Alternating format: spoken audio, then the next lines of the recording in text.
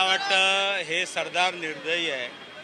आज तुम्हाला माहिती असेल 26 दिवस त्यांचं सोनम वांगचुक यांचं जे उपोषण चालू होतं आणि 26व्या दिवशी सरकारला जाग आली आणि मला वाटतं मंत्री जाऊन तिकडे त्यांना आश्वासन देऊन आले, परंतु त्या आश्वासनांची पूर्तता कशी होईल ते काय सांगता येत नाही, कारण अजूनही त्यांचा राजीनामा या ठिकाणी झालेला नाही.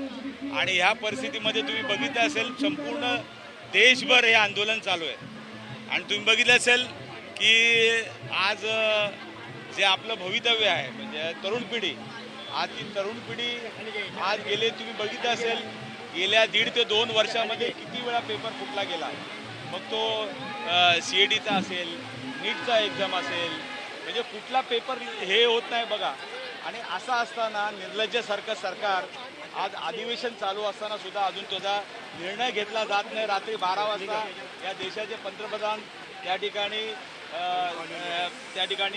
आवाहन करतात, परंतु तुमच्या हातात काय? धर्मेंद्र प्रधानचा राजीनामा आणि जे त्या विद्यार्थी त्यामध्ये शहीद झालेले आहेत, त्यांनी आत्महत्या केलेल्या आहेत, या विद्यार्थ्यांना ज्याला मदत करायची आणि ह्या ज्या केसेस खोट्या टाकल्या गेलेल्या आहेत, जे आज तुम्ही बघितलं असेल कित्येक ठिकाणी पोलिसांनी CRPFचे जवान असतील किंवा इतर असेल ज्या पद्धतीने अमानुषपणे महिला बघितल्या नाहीत, मुली बघितल्या नाहीत, मुलं बघितलेली नाहीत, सिनियर सिटीजन बघितलेले नाहीत, जे काय लाठीचार्ज केला आणि त्यामुळे कित्येक लोक त्या ठिकाणी जखमी आहेत.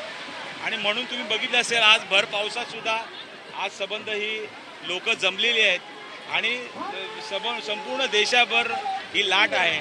आणि या लाटेमध्ये नक्कीच मला असं वाटतं हे सरकारच उलटून टाकायला पाहिजे अशी लोकांची या ठिकाणी जनमानसामध्ये इच्छा आहे. आणि नक्कीच मला वाटतं लोक आता रस्त्यावर उतरून या आंदोलनामध्ये उतरलेले आहेत. दोन्ही ठाकरे बंधू एकत्र येऊन मोर्चा करणार आहे मुंबईमध्ये, मोठा प्रतिसाद आहे. आव्हान का असणार ठाणेकर? मला वाटतं आता सर्वच पक्षाची लोक एकत्र झालेली आहेत, म्हणजे एक्सेप्ट BJP आणि हे सोडून. आज बघितलं असेल दोन्ही रविवारी तिरंगा रॅली आहे मुंबईला.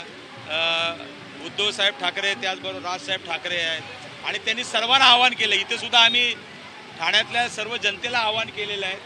सर्व जाती धर्माचे असेल, सर्व इतर पक्षाचे लोकसुद्धा असतील ज्यांना ह्या गोष्टीचा निषेध करायचा आहे, अशा लोकांनी एकत्र या ठिकाणी जमण्यासाठी आज आवाहन केलं होतं. आणि त्याला प्रचंड या पावसामध्ये सुद्धा लोकांनी त्याला उत्स्फूर्त हे दिलेले आहे आणि म्हणून त्यांना सुद्धा मी धन्यवाद मानतो.